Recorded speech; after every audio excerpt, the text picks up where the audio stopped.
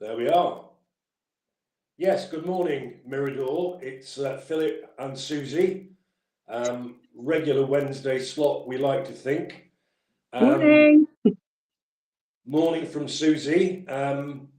All I will say is that outside my front window, where this room is, there are workmen about to start pollarding a very large tree outside my house.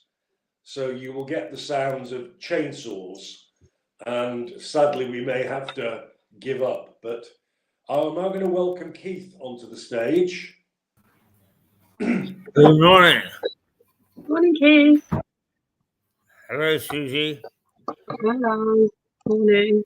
Nice to see you, Keith. Yes. We are currently live because I wasn't entirely sure whether you were going to make it. Well, I actually did a little news roundup at 8 o'clock. Yes. And then left to give way to the two beautiful people. So where are they then? You and Suzi. You and Suzi.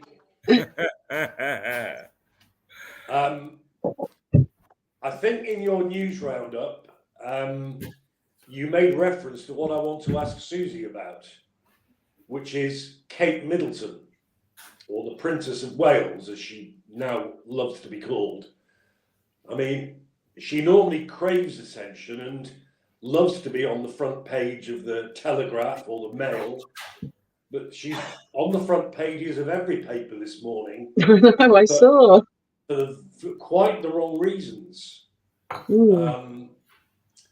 There is, we are told, fake speculation about a video that went viral on social media of a man that looked like William and a woman who looked like Kate visiting a farm shop near where they live.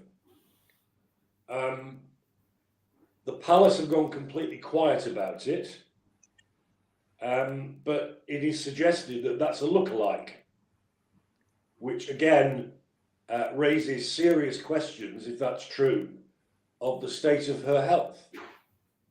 And I also read that a member of staff, at least one member of staff at the hospital, the clinic in Marylebone, where she had the operation, they're being investigated for breaching privacy laws concerning her medical records. So I wondered, Suzi, what's your take on all of that? I'm completely horrified, but it doesn't surprise me because, you know, where there's a story, there's always some money to pay somebody to access records. And there's always somebody in desperate need of money. Now, my initial thought on the whole thing is if the palace had just been true from the start, you know, said Kate, Princess of Wales is having surgery, this is what it is, it'll take this long to recover, then there would be none of this speculation. I mean, the king came out straight away and said that he'd had his cancer, going through his cancer treatment. And then we all said, okay, you know, that's really bad news and we'll root for the king. But there's been no honesty about this whole situation. And where the more you lie, the more it goes down, you know, in a downward spiral.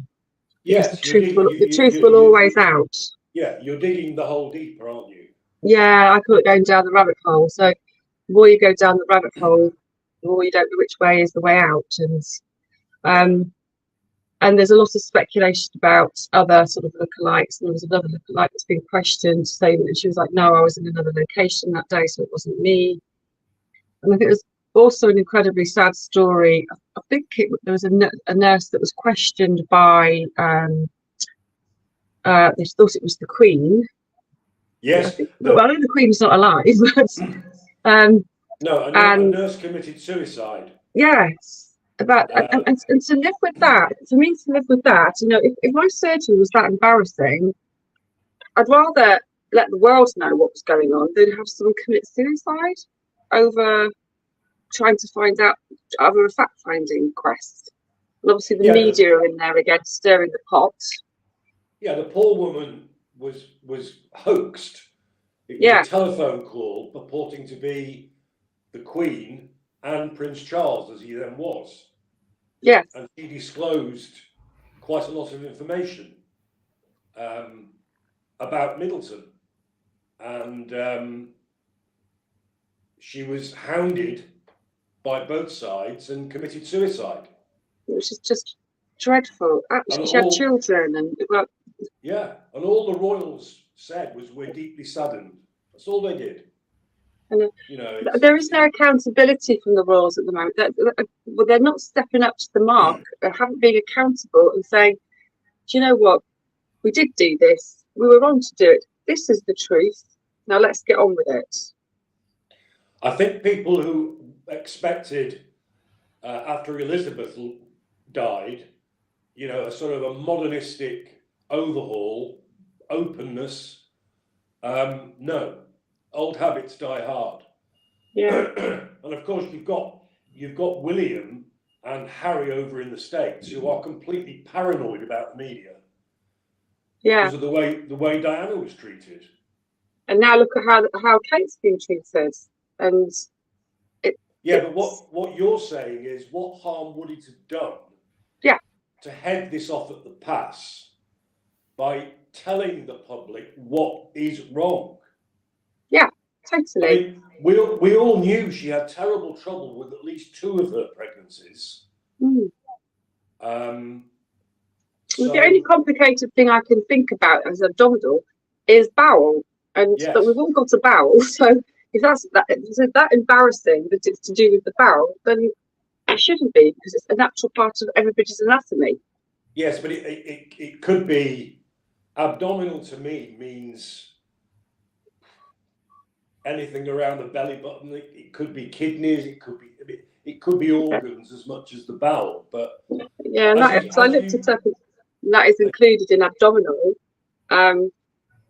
So because I was thinking, what is the most complicated surgery you could have? yes, well, I think as we discussed last time, Yeah. you observed as a woman that it doesn't take this long to recover from a hysterectomy.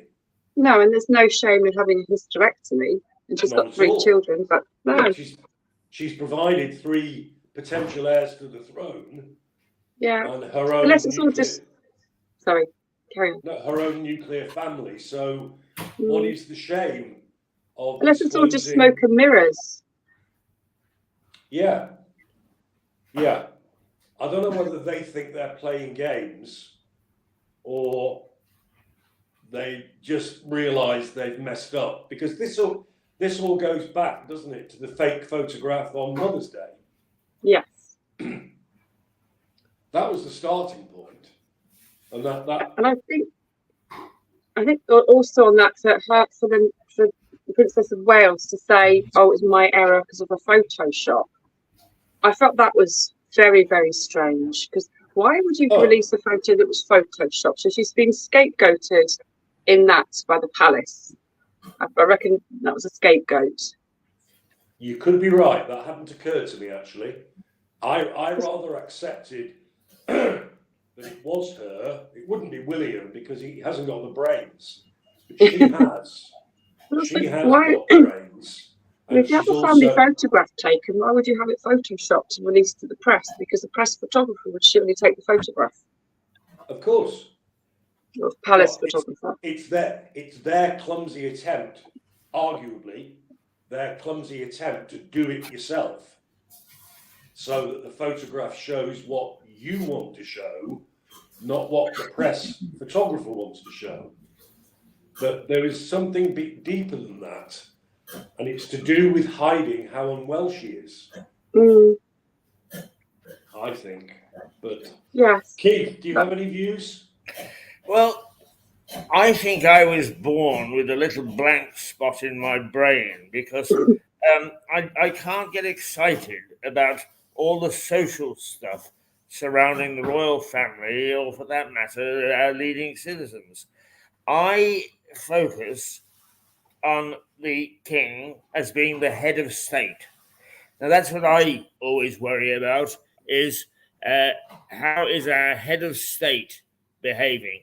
Because we need a solid, good leader as head of state. And if we've got a good, solid head of state, then the rest people can get excited about. I understand why they get excited. I personally can't. I mean, I don't rush out into the street if the car is going past with the Royals. So I'm not really a great man to comment on this. What I do look at is the behaviour of William and Kate on the basis that, particularly since the King's got cancer, perhaps sooner rather than later, he is going to be our head of state. But So. I am a great supporter of royalty as head of state. I get all silly and philosophical about these things because I go back to Plato, who in his Republic said the best form of government is royalty, monarchy, oligarchy, and democracy. And we in this country are governed by that system. And I think it's a fantastic system, and I will defend it to the death. So I didn't mean to get serious when we're talking about fashion and illness and so on and so forth. But that's my view is on how we're governed.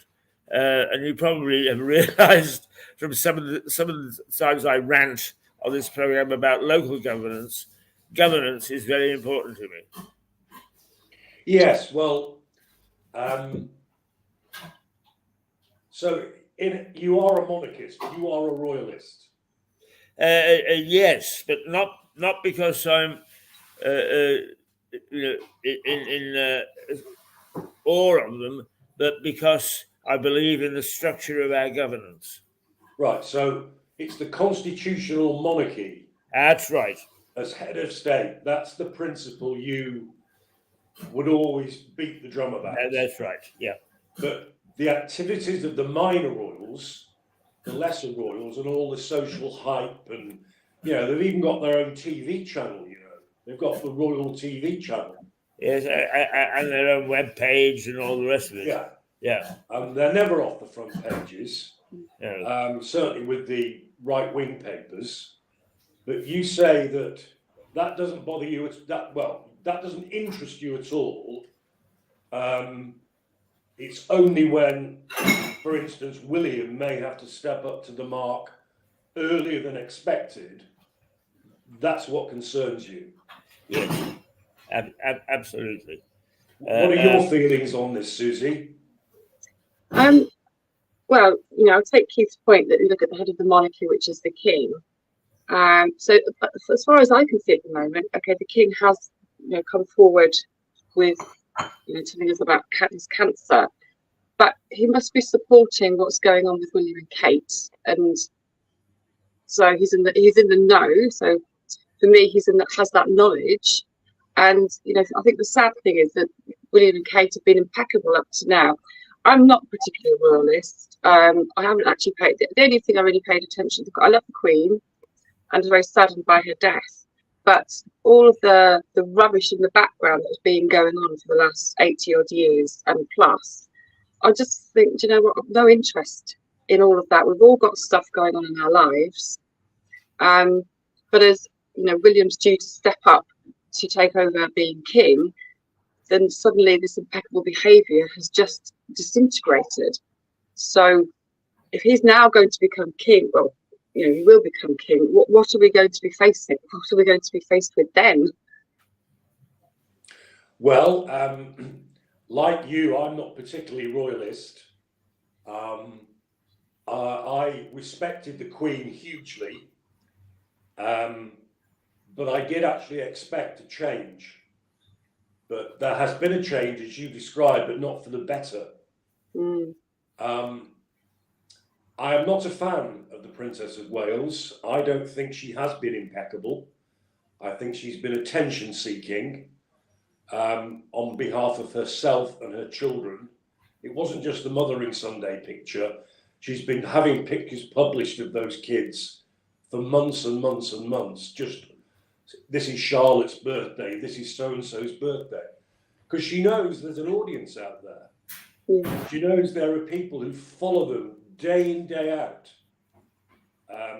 Turn up More at the for social church. media then. Yes, well, it's even down to the basics of people of Keith's generation, going to Sandringham, watching them walk to church. It's crazy. It's like adulation, which it shouldn't be, really.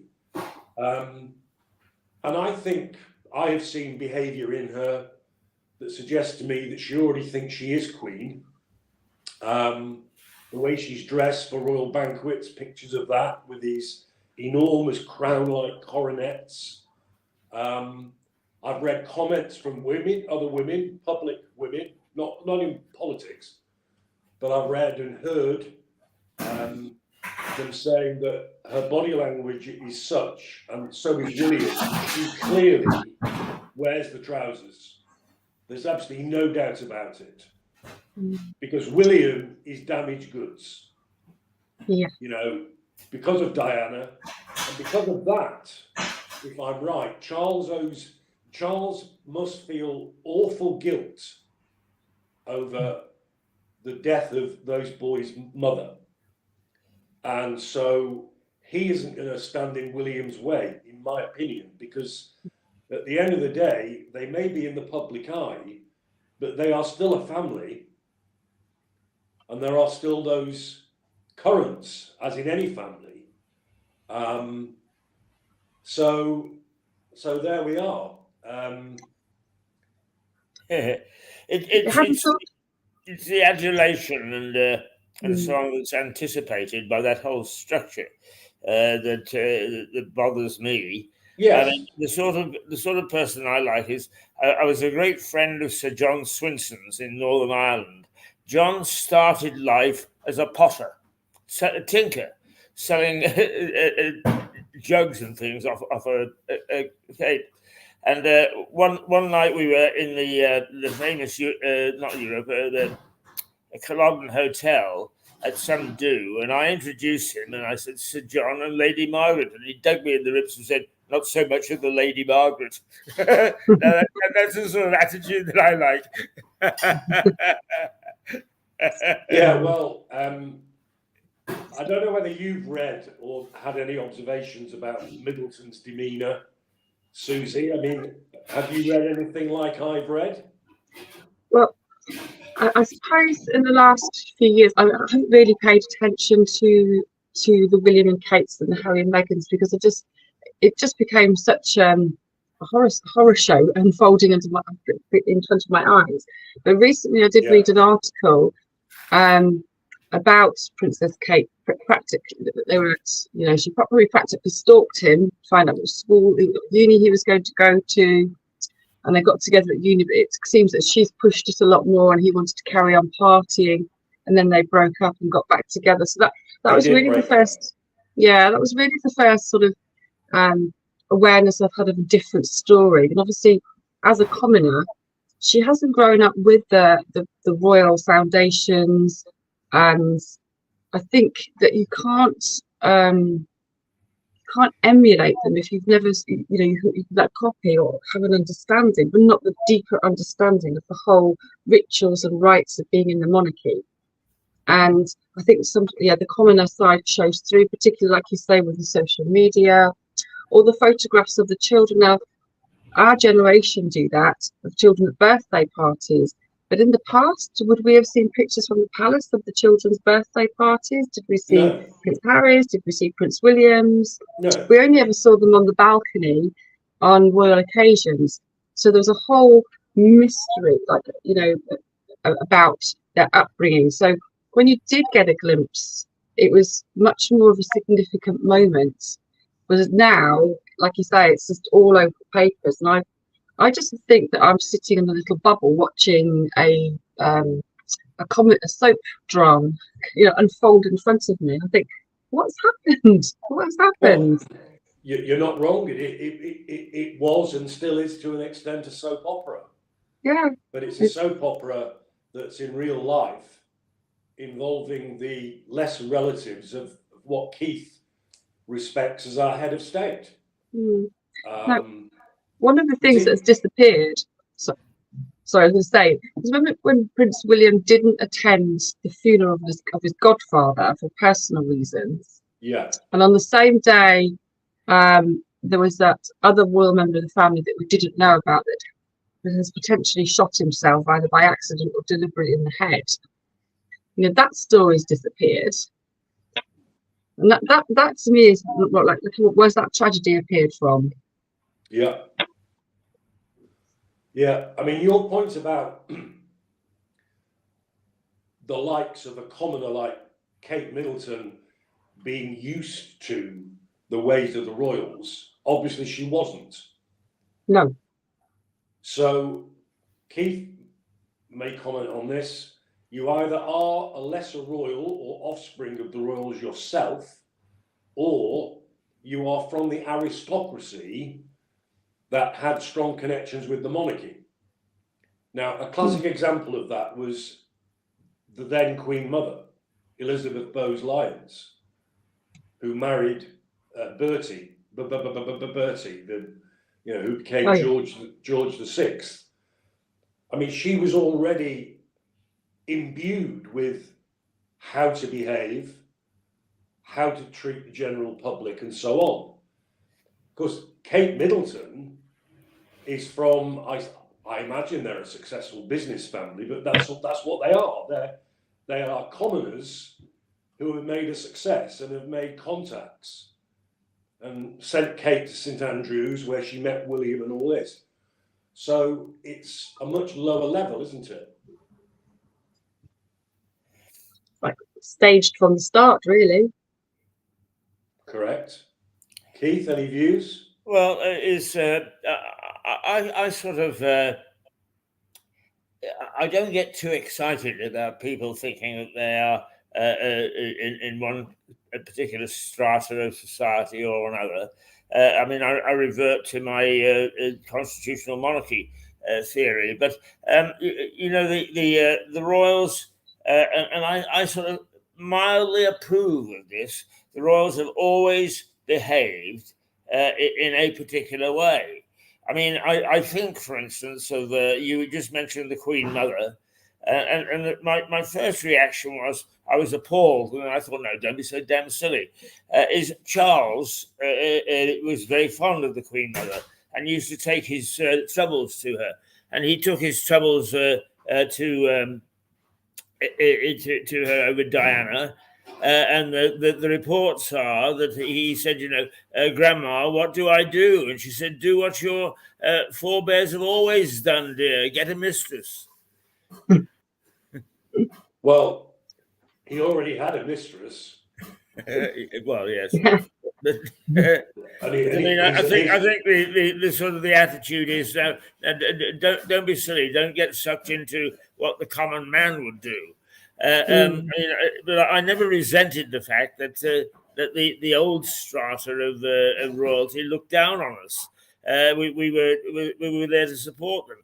But then I think about the bees in the hive. Is there any difference? Am I being There silly? probably isn't, but I mean, given that his bit on the side is now Queen, which I find very distasteful, I have to say. Yes, I do too. But I agree. I mean, the Diana story was an absolute tragedy, and she had the guts. She did her best to use the media in her favour to play the victim, which she undoubtedly was, because he was, without doubt, having an affair with Camilla right the way through that marriage. Yeah.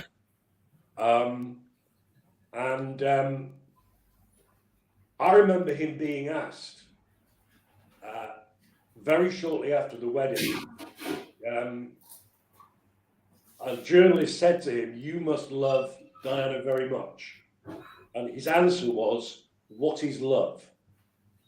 And the minute I heard him say that, I thought, you're either some cheapskate philosopher or actually you don't love her. Yes. And you've married her out of enforced duty. And we all know what then happened. Yes. I mean, actually, Philip, you may well say, God, Keith, you're very cynical.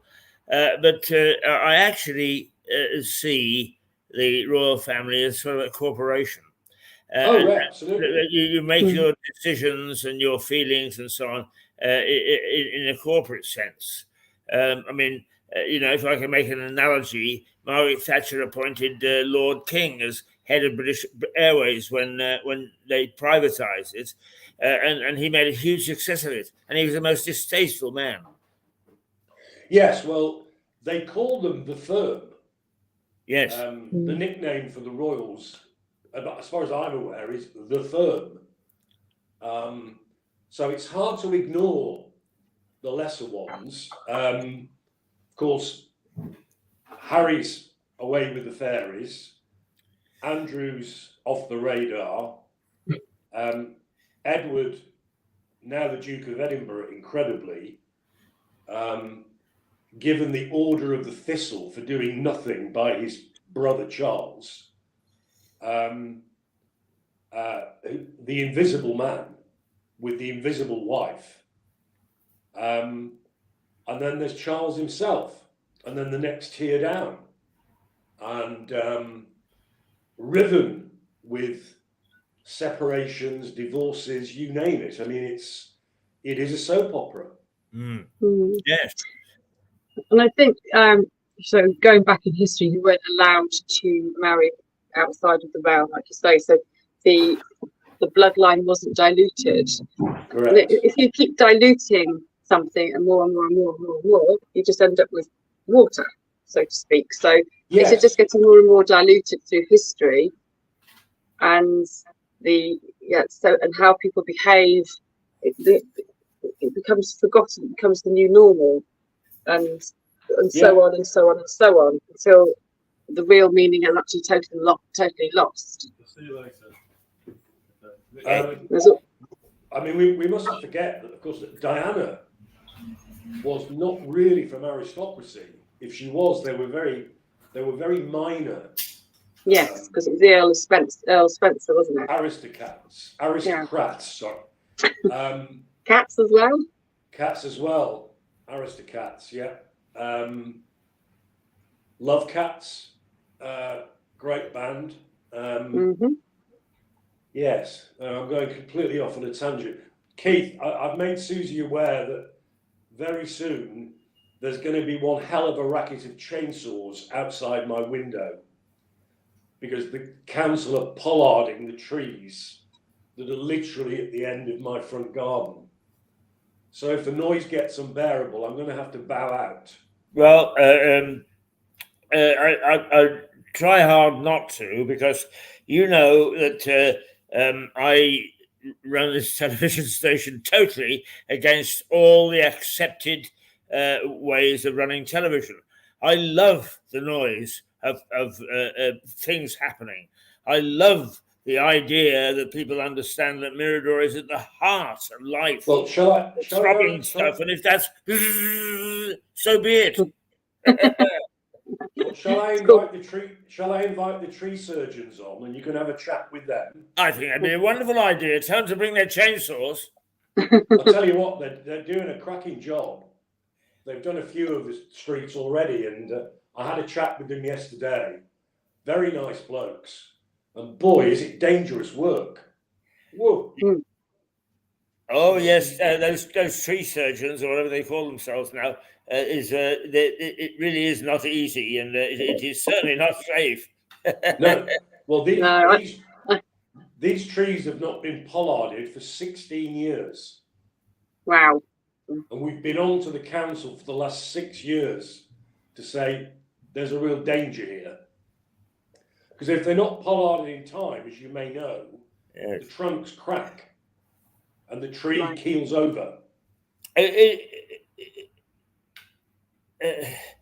That word pollard is not one that I use every day, so I'm not sure exactly what it means. Will you tell us?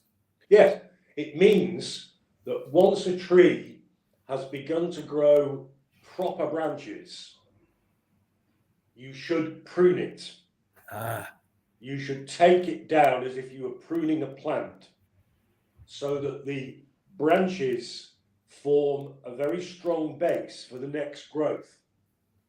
And if you look at our trees here, you can't see them. It's rather like dating a tree from the rings in the trunk. You can see how many times they've been pollarded. Because every few feet there is a scar that's now been grown out over and grown out of. Well, that was the last pollard. All right. But 16 years ago is quite a long time, then, isn't it? 16 years ago, and you can tell because of comparing the distance to the other ones. Anyway, so it's not a term I've heard of either, Keith. So, new bit of knowledge for the day. Thank you, Philip. No, you're very welcome. I hope I'm right. I'll have to ask Sue, won't I? You know, I'm very good at appearing knowledgeable, but actually I'm really not very knowledgeable. It's all a facade. You do it very well, then.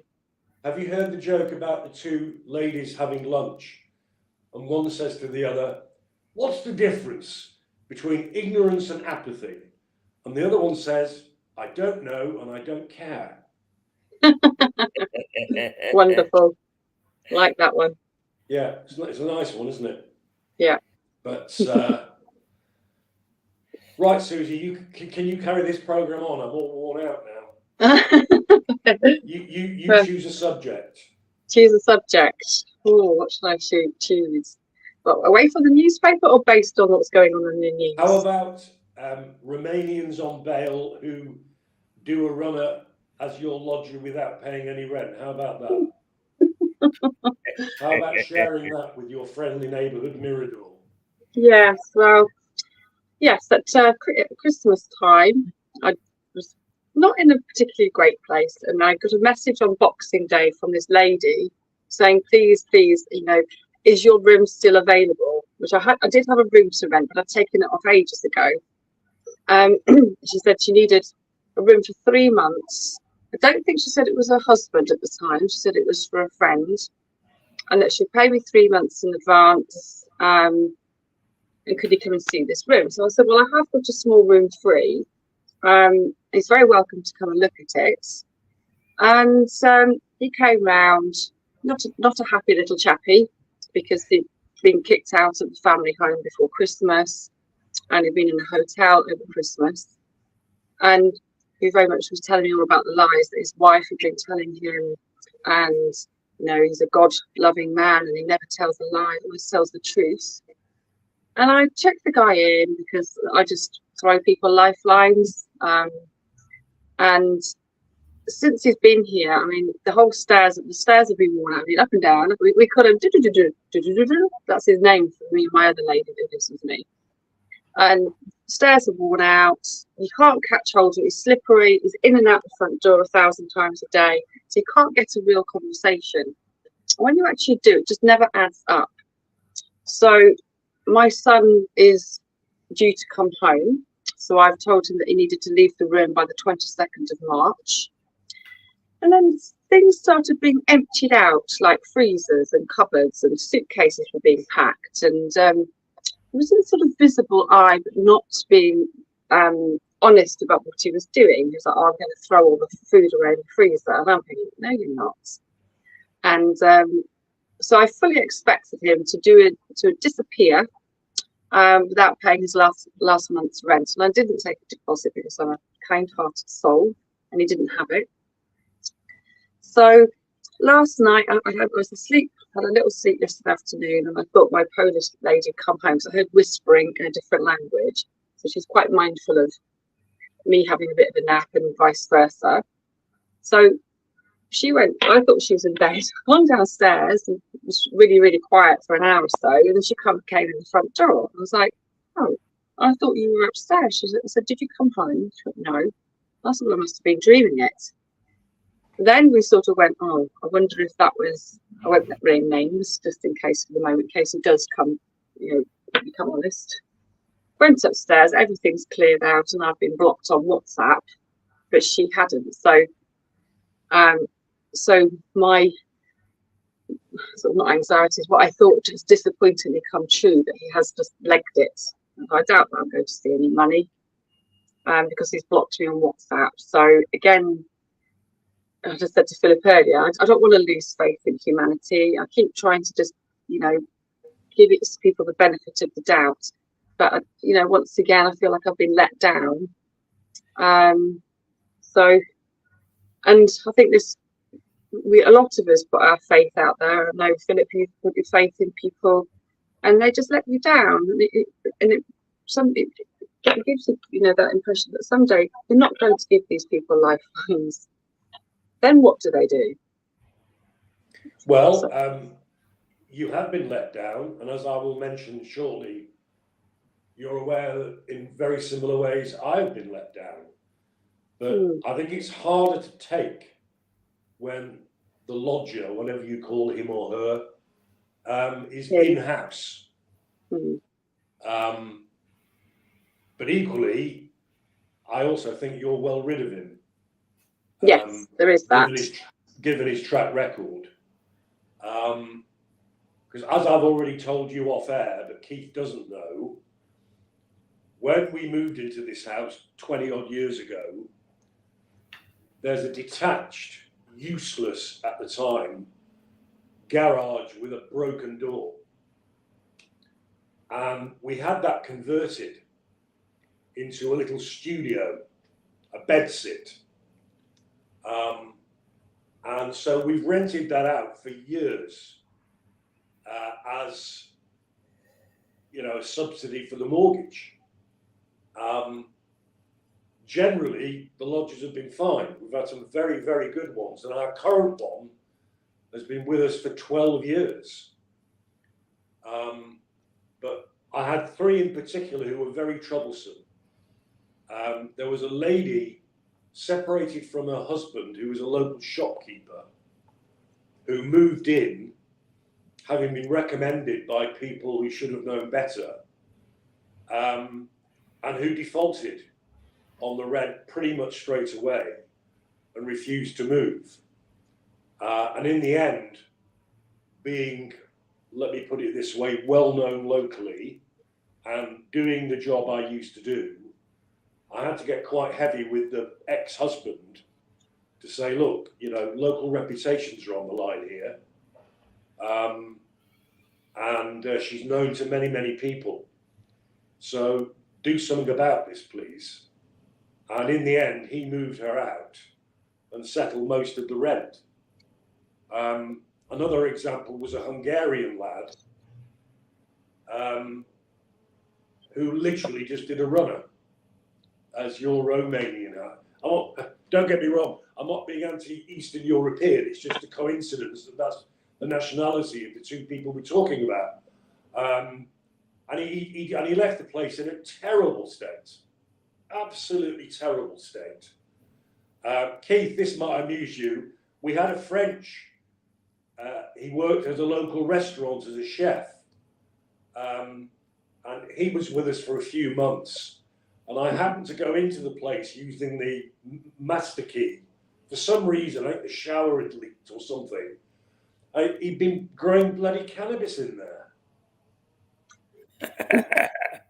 On the windowsill, it was just this row of really healthy looking cannabis plants. So that was the end of him.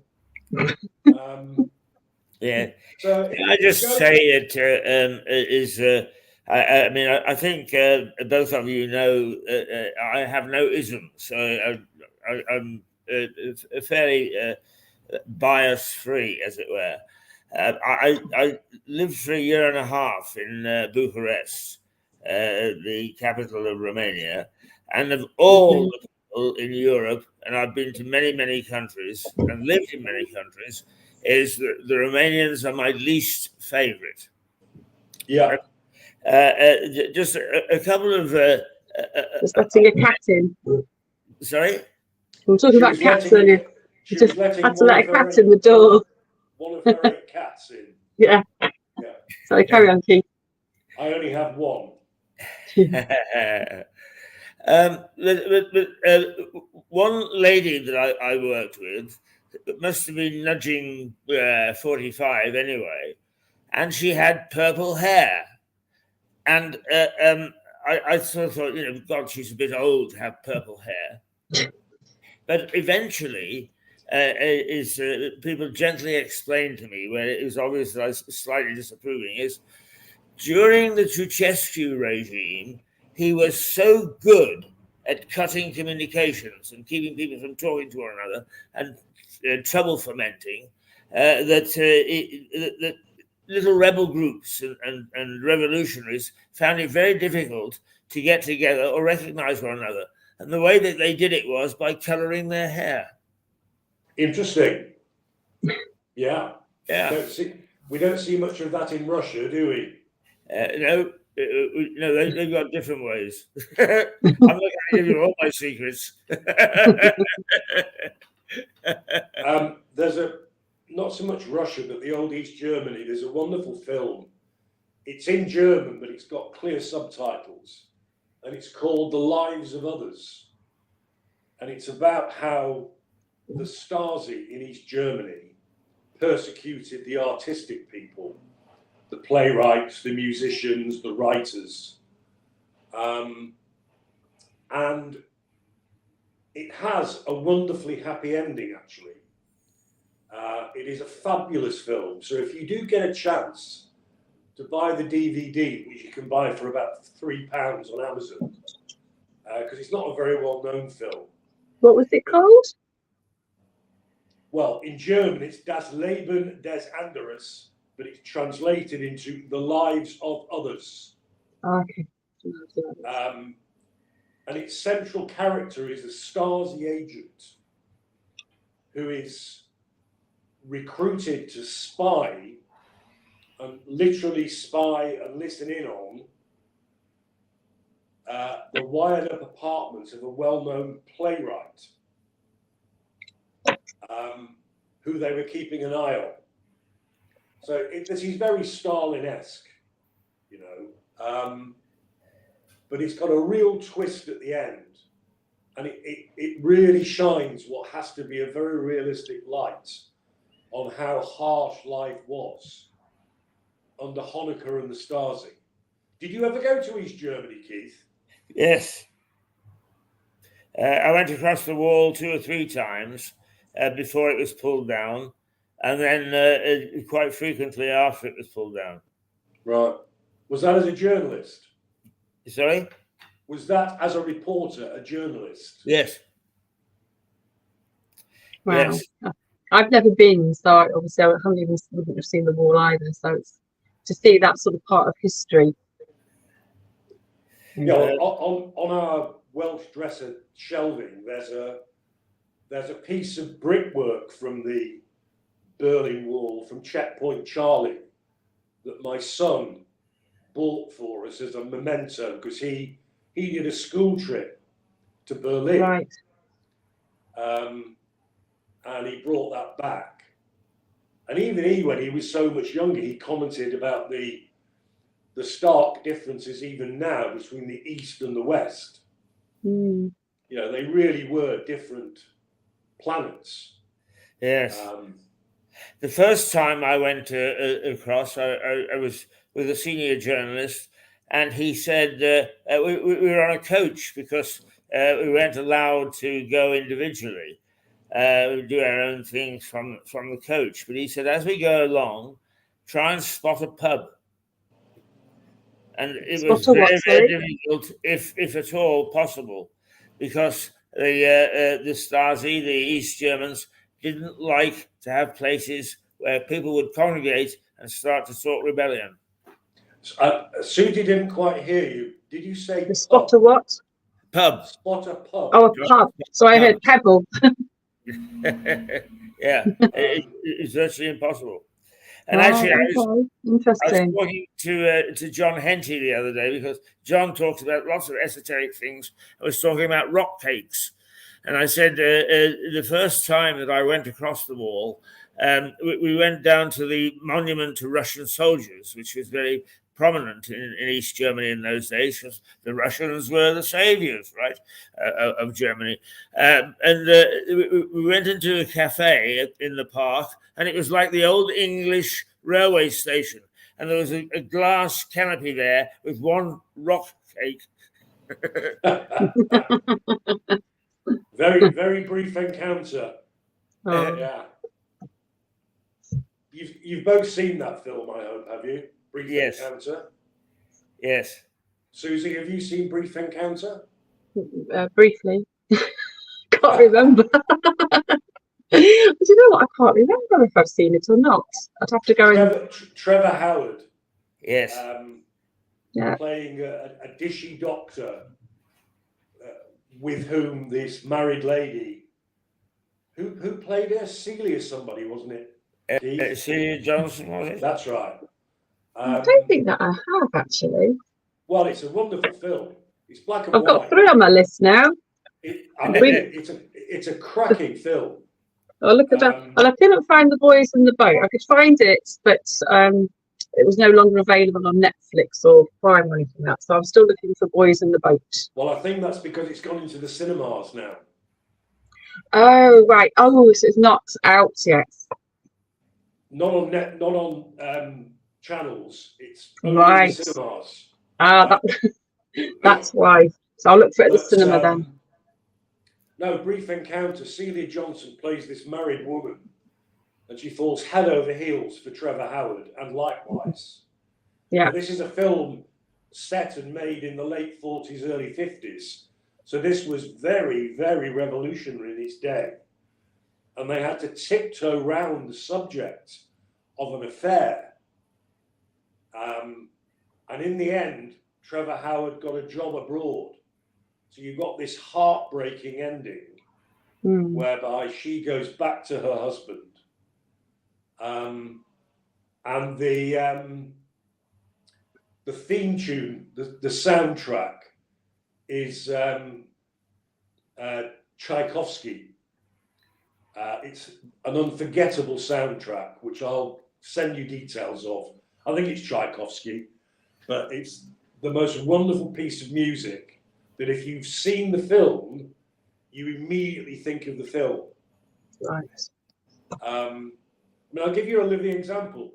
I have Spotify, a dual one with me and Jackie, and I often listen to film soundtracks. Now, I think my favourite film of all time is Casablanca. Have you seen Casablanca, Susie?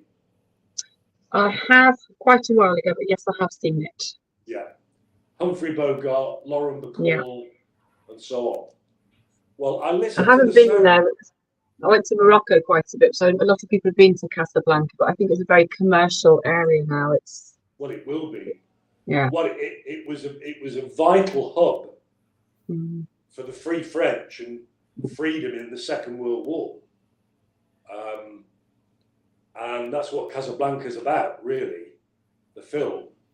But I listened to the soundtrack, and I ran the film through my mind from start to finish, purely because of the soundtrack. I imagined the scenes as they moved along. Extraordinary stuff. You know, that you can have such a mental memory of a film, and because you like it so much, it runs like a reel in your head. But the Greatest Showman does that for me. I became, like everybody else, quite obsessed, particularly the start of The Greatest Showman, and the music and the sound. It was fantastic. So, do you like musicals? Yeah, I love musicals. Right. Yeah, but The Greatest Showman, right at the beginning with Hugh Jackman, it's phenomenal. It gives me goosebumps when he's bashing his foot when it's all starting in the circus. Yeah. Yeah. And beautiful throughout the whole movie, the soundtracks. Like you say, if you played all of those soundtracks, I could play the whole movie through in my head. Yeah, as could many other people. You're understanding exactly what I'm talking about. Yeah. But the very first time I was ever taken to the cinema by a mum was to see The Sound of Music. I was just about to say The Sound of Music. Yeah, it's the first film I ever saw in a cinema. And that was in Manchester. We travelled from Stockport, which had a cinema but didn't show the film. So we went into central Manchester to the Grand Theatre and we saw The Sound of Music. And I've hated it ever since. It's funny, isn't it? You remember the very first musical that you ever saw. Mine was Carousel. Oh, right, Carousel, yes. Yes. I can't remember the cinema that I went to. I mean, the musical would probably be Sound of Music, but the first ever DVD I watched was E.T. Was I it remember really? that one. Yeah. And it was Well, the of big course, clunky videos and you see there's an iconic soundtrack as well. That uplifting music. Steven As Spielberg. he soars into the air on the bike Mm. with E.T. There's a great line in E.T. that I've always remembered when Elliot says, with E.T. in mind, he says, "Mum, how do I explain school to a higher intelligence?" Excellent. It's a wonderful film, but my wife saw it before I did, and she said, "I am not sure whether I should let you see it because you'll burst into tears." Yeah, Yeah, I it's mean, amazing. I've been reduced to tears by films, I have to say, which is why generally I like to watch films on my own, because I get really embarrassed if I start to blush. Well, I think Schindler's List was a huge one, Oh, wasn't it? God, When everyone just came out sobbing. Don't. Yeah. Schindler's List, The Pianist. The Pianist is an absolute heartbreaker. Absolute heartbreaker. But no, Schindler's List. Yeah. And it's true. Everyone. And it's true. Mm. But there we are. Can you hear the chainsaws? No. No, amazing. I've obviously got good double glazing, haven't I? You have. Sorry, can't hear you. Yes. I've got two things on my agenda this morning after I leave you two wonderful gentlemen. I am going to become a private investigator and I'm going to go and track this lodger down. I know roughly where he lives and it's quite a small area, so I'm going out to do a bit of PI. You be careful. Just going to find out where his car is. And then I've got a 90th birthday to attend, one of my clients. So she's 90 today. So I've got to, yes. What I was intrigued, when you sent me that sort of thumbnail sketch of yours, I was intrigued by the 103-year-old French resistance lady. Oh, yes. Lady called Aissa Rippingale. She's actually Italian, but she grew up in France. So, and she's very, very much, hello, very much still the accent. So I started taking care for her when she was looking after. I think she just turned 100 because she had all her 100th birthday cards and everything out. And I was thinking, well, that's quite impressive as it is. And then she was very poorly. Her legs were in a terrible state, and she was in so much agony she couldn't even sleep lying down. And she went to hospital. And at 100, I thought, she'd be very lucky if she actually comes back out of hospital. Yeah. Well, this lady, she's come out. She's been in a nursing home for the last couple of years in Crowborough. So me and another carer, who's a friend of mine as well, we go and visit her and keep in contact with her, because I was the first person in to look after her and sorted the house out with her son so that it was fit for purpose, because she had to move downstairs. So in January this year, she turned 103. So Amy and I went out to celebrate her birthday. And she's remarkable. She's got a slight bit of dementia, but she's walking. Her legs are completely healed. She was on the BBC. She was on the news at 101, and she says, "I just can't believe that I'm 101. This is just ridiculous. It's ridiculous." Well, it is ridiculous. So 103, and she's the fittest out of all the people in the nursing home. So she's quite incredible. So I'm fully expecting to hit 104th next year. And she married a parachutist that she'd rescued when she was in the French Resistance. How So extraordinary. so she married the parachutist. Can you imagine how horrendous it would be if Keith lasted till 104? I mean, for who, Keith or us? Well, I have for all of us. have some paintings hanging on my apartment wall, painted by a man who lasted to 108, and he didn't start to paint until he was 85. My goodness. Some people Hope just for me are yet. incredible. They're just incredible. You know. But, And I think there's a sort of view that when you hit middle age, you give up and watch television all your life, not be in it. Well, but I'm sure you haven't, and I certainly am not doing that. Well, I'm No. not allowed to.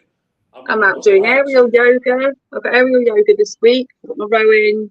So yes. Yes. Well, my heroes in this regard are from a comedy sci-fi called Galaxy Quest. I won't bother you with the story, but it's very amusing and loads of fun. But the aliens were never give up, never surrender. Well, that confirms that you are an alien, but you'll never give up. Absolutely, yeah. I'm gonna end the stream now, if I may. Indeed. And I'll see you next Wednesday if convenient to you, Suzi. Yeah, and if I suddenly disappear, I've been kidnapped by Romanians. Don't make jokes. No, please. No, I know. Yeah. I have to be very careful what you say out loud because often it comes true. I know. If you have the choice, be kidnapped by aliens. Well, I'm not sure that's a choice. The Romanians I dealt with in court have no scruples whatsoever, so you be careful. I will. Bye-bye. Bye-bye. Take care. Have a good day.